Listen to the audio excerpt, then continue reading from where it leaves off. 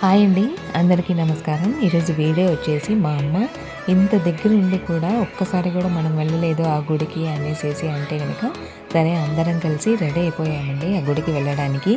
ఆ గుడి వచ్చేసి కన్యతీర్థం అండి. ఆ కన్యతీర్థం గుడి వచ్చేసి చాలా ప్రాచీన కాలం నాటి గుడి. ఆ గుడిలో సుందరేశ్వర స్వామి అలాగే బాలా త్రిపుర సుందరి దేవి కొలువై ఉంటారండి. అక్కడికైతే వెళ్తూ ఉన్నాము. ఇది వచ్చేసి పెన్నా నది అండి. మా ఇంటికి దగ్గరలోనే ఉంటుంది ఈ నది వచ్చేసి. మా చిన్నప్పుడు అయితే నీళ్ళు ఎక్కువగా ఉన్నాయని ఇప్పుడైతే తక్కువగా ఉన్నాయండి. అక్కడక్కడ నీళ్ళు అయితే ఉన్నాయి. ఈ రైల్వే ట్రాక్ కూడా మాకు ఈ మధ్య పడిందండి. ముందైతే కనుక మాకు అసలు ఏమీ లేవు. రైల్వే ట్రాక్ కానీ స్టేషన్ కానీ ఏమీ లేవండి మాకు. ఇప్పుడైతే కనుక కన్యతీర్థము ఒక 14 మినిట్స్లో అయితే కనుక వచ్చేస్తుందండి. కన్యతీర్థం వచ్చేసి అక్కడక్కడ తోటలు అయితే నిజంగా చాలా బాగున్నాయండి. ఇది వచ్చేసి బోర్డు చూసారా, కన్యతీర్థం బోర్డు వచ్చేసిందండి. మనకి కనుక్కోవచ్చు, దారిలో ఎవరినైనా అడిగితే చెప్తూ ఉంటారండి. మనుషులు అయితే తిరుగుతూ ఉంటారు.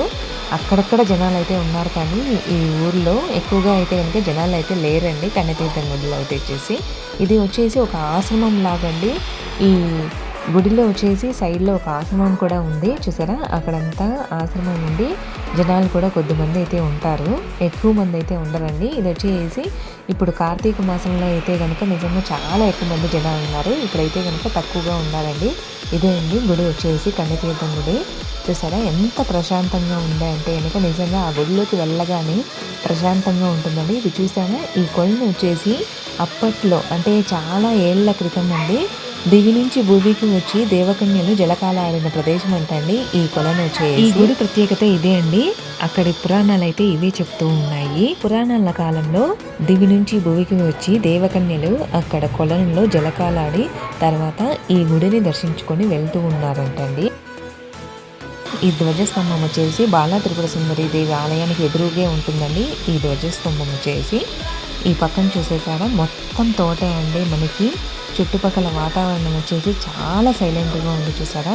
అలాగే శివుడిని కూడా బయట అయితే ఈ విధంగా పెట్టారండి. మనకి ఇక్కడ అన్నప్రసాదం కూడా ఉంటుందండి. మనము ఎప్పుడు వెళ్ళినా కానీ మనకి అన్నం అయితే ఉంటుందండి. మనం అక్కడికి వెళ్ళి తిని రావచ్చు. ఆ ప్లేట్లు కూడా మనం లాస్ట్లో కడిగేసేసి పెట్టేసేయాలండి.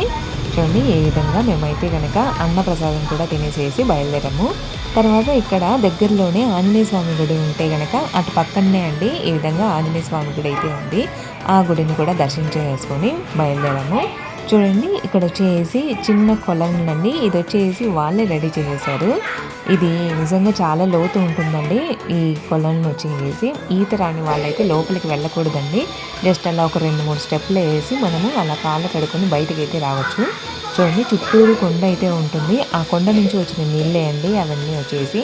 ఈ విధంగా మేము వచ్చేసి కన్యతీర్థానికి అయితే వెళ్ళి చూసి వచ్చేసామండి. ఈ వీడియో మీకు నచ్చినట్లయితే please subscribe, like and share. Thank you for watching this video.